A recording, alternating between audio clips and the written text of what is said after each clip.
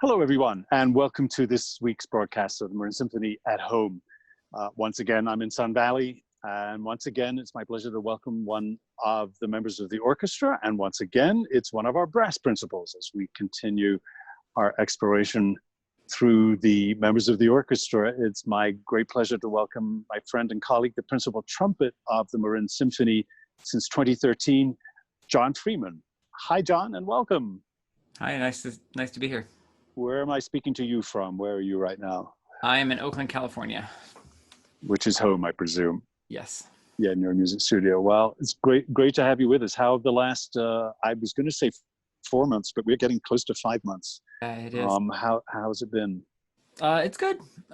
We are basically just staying here in lockdown and trying to stay productive and sane, I guess, everything that's been going on. And my wife works from home, so we converted our guest room into an office for her. And I have been practicing the trumpet and riding my bike a lot and doing projects around the house. We finished our basement, which is something we've been meaning to do for years and years. Yeah, I've just been chomping at the bit to get back at it. But as soon as I can, I'm just, so. Is it hard to keep your chops in shape? Because particularly as a brass player, you're so concerned with them. I mean, I shouldn't say that because every single instrument has that, but something about keeping your lips and in shape, is that hard to stay motivated without any immediate music on the horizon? It's a challenge.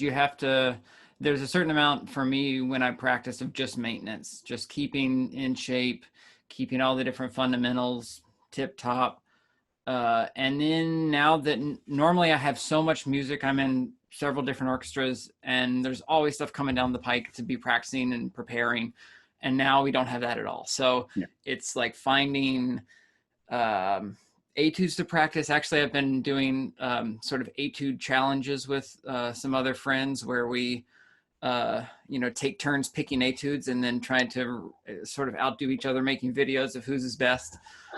That's good. And doing a little bit of teaching through Zoom. That's good. And actually, lately I've been, just because I have this like itch to play with orchestras and you just don't get that with yourself. I've been playing along with recordings a lot lately, just like putting on my favorite pieces, my favorite recordings, getting out the music, getting out your mutes, like just kind of like as much as I can recreate that feeling at home.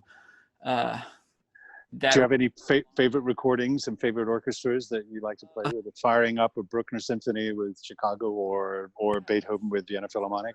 What's it? The best part, lately I've been doing a lot of Copland. I just really have been kind of deep diving into Copland, doing Fanfare for the Common Man and 4 episodes from Rodeo and Quiet City. And, it's just really fun. It like for that brief little moment, I feel like I'm kind of back in. Mm-hmm.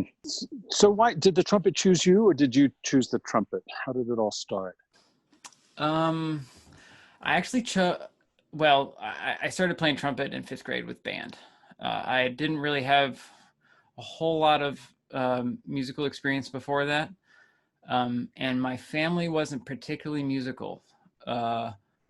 Get home, we would sing songs and things like that, but it wasn't playing piano or violin at age 3.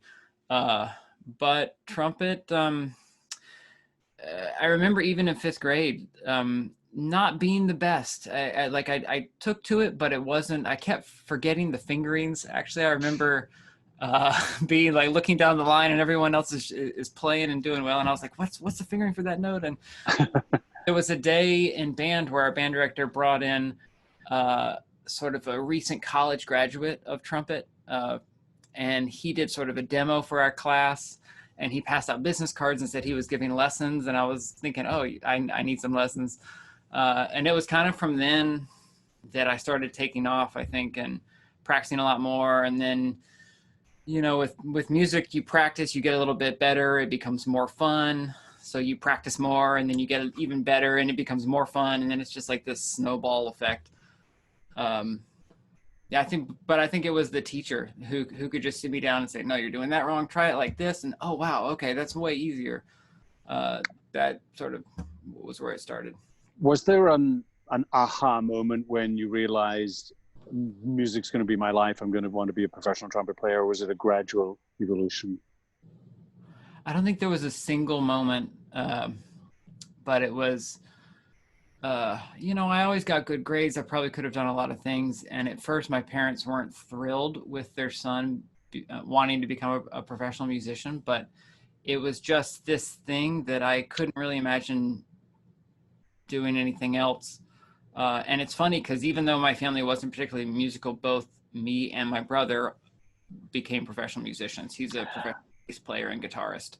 So we do completely opposite genres, but we're both, you know, making a living at it now. So that's interesting. And when did you come out to the Bay Area?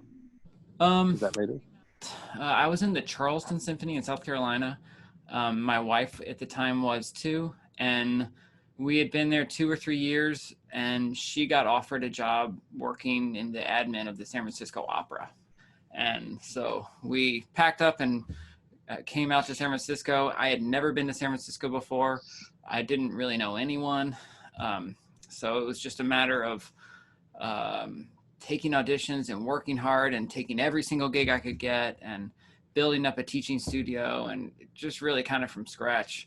And it took, that was in, I think, 2008, right after the bank meltdown. So you know, the economy was kind of turning back, and it took several years to really kind of get things going again, but little by little and audition by audition, you know, I've sort of built a good life here. Well, I remember your audition vividly, as even though it was behind a screen, I could tell there was a very, very special and wonderful musician as we reeled through these, you know, this sort of excerpts from the orchestral repertoire and getting to strut your stuff. And I just thought I loved your playing from day one. So I'm just so happy that you are part of the Marin Symphony family. It's really, really special. I love it.